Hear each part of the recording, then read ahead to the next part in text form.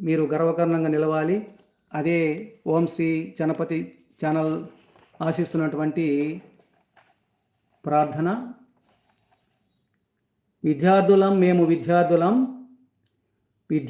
మేము విద్యార్థులం, చదువు నేర్పే గురువులకు పాదాభివందనం.